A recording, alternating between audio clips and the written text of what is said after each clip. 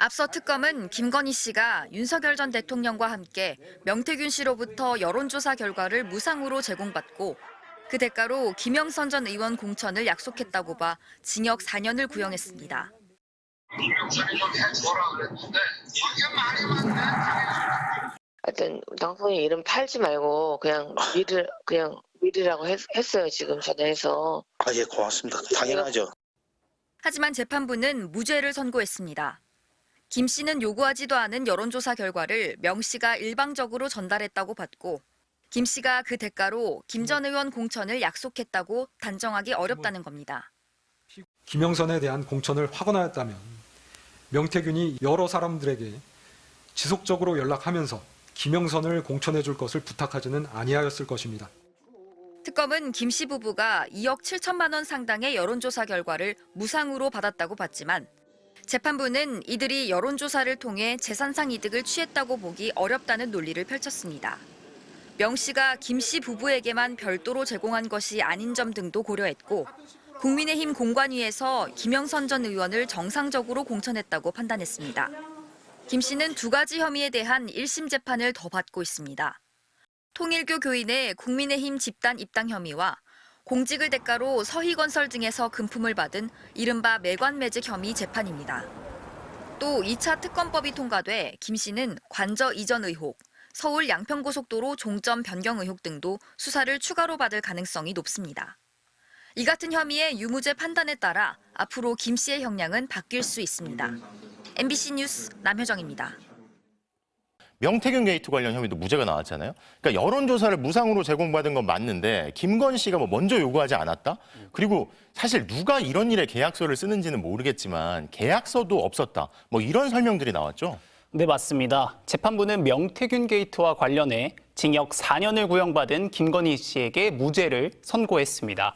요구하지도 않은 여론조사 결과를 이 명 씨가 김 씨에게 일방적으로 전달했다고 봤고 이에 대한 대가로 김 씨가 김영선 전 의원의 공천을 약속했다고 단정하기도 어렵다고 판단했습니다. 재판부는 김 씨 부부에게 제공된 여론조사가 전속적으로 김 씨 부부에게만 귀속되지 않고 김종인, 이준석 등 다른 정치인들에게도 전달된 점 등을 고려할 때 김 씨 부부가 여론조사를 통해 재산상 이득을 취했다고 보기 어렵다는 논리를 펼쳤습니다. 윤 전 대통령의 김영선이 좀 해줘라, 김건희 씨의 당선인에게 밀라고 했다는 등의 육성이 나왔는데도 재판부는 국민의힘 공관위에서 정상적으로 김 전 의원을 공천했다고 판단했는데요. 여론조사 제공, 공천 청탁 등 결국 그동안 언론에서 의혹을 제기하고 특검 수사 과정에서 드러난 명태균 게이트 속의 사건들은 실제 있었지만 법적으로 처벌을 할 일은 아니라는 어찌 보면 바로 이해하기는 좀 어려운 결론이 난 셈입니다. 주문. 피고인을 징역 1년 8월에 처한다. 피고인으로부터 1,281만 5천 원을 추징한다. 1심 재판부가 김건희 씨에게 선고한 형량은 징역 1년 8개월이었습니다. 실형이 선고됐지만 특검이 구형한 징역 15년엔 한참 못 미쳤습니다. 추징금 1,200여만 원 역시 100분의 1 수준에 그쳤습니다. 도이치모터스 주가 조작 혐의와 명태균 게이트, 통일교 금품 수수 이유까지 세 가지 혐의 중 법원은 통일교 부분에 대해서만 일부 유죄로 인정했습니다.